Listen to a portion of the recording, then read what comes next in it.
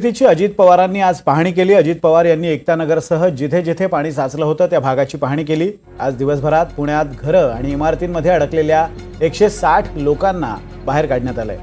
सध्या शहराच्या विविध भागात 200हून अधिक अग्निशमन दलाचे जवान आणि अधिकारी तैनात आहेत। पुण्यातल्या सिंहगड रोड भागातल्या एकतानगरमध्ये एनडीआरएफची 2 पथकं तैनात करण्यात आली आहेत। एनडीआरएफची 3री टीम पुण्यातल्या वारजे परिसरात तैनात करण्यात आली आहे। पावसामुळे झालेल्या घटनांमुळे आतापर्यंत 4 जणांचा मृत्यू झालाय। डेक्कन जिमखाना परिसरातील पुलाची वाडी इथं आज पहाटे झालेल्या मुसळधार पावसात म्हणजे विजेचा शॉक लागून 3 जणांचा मृत्यू झाला। त्यांच्या कुटुंबियांना 5 लाखांची मदत देण्यात आली तर मावळ तालुक्यातील आदरवाडी गावात दरड कोसळून एकाचा मृत्यू झालाय।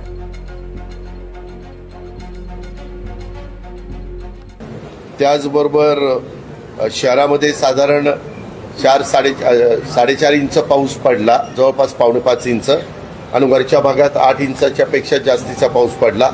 अशामुळं शहरातलं पण पाणी आणि वर तिकडं पडलेल्या पावसाचं जे पाणी आहे ते पण आपण खडकवासल्यातनं सोडलेलं पाणी, अशा प्रकारे पाणी दोन्हीकडनं आल्यामुळं थोडीशी काही काळाकरता पाण्याची पातळी वाढलेली होती।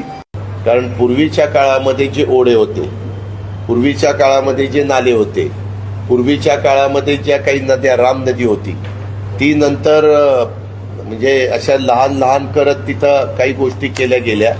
त्याच्यामध्ये काही बिल्डर पण दोषी आहेत वगैरे। पण हा भाग आता वेगळा आहे, अलग आहे।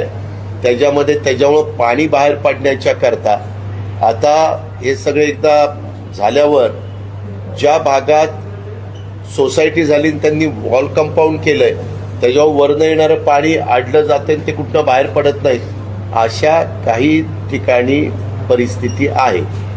त्यामुळं पण अडचणी येते। त्याच्यावर जिथं नाल्यांवर किंवा ओढ्यांवर अतिक्रमण केलेलं असेल किंवा तिथं तो बंद करण्याचा प्रयत्न केलेला असेल, त्याला मोकळीक करून द्यावी लागेल। त्याशिवाय असा अचानक पाऊस पडल्यानंतर ही जी आजची परिस्थिती निर्माण झाली त्याच्यावर आपल्याला कंट्रोल आणता येईल।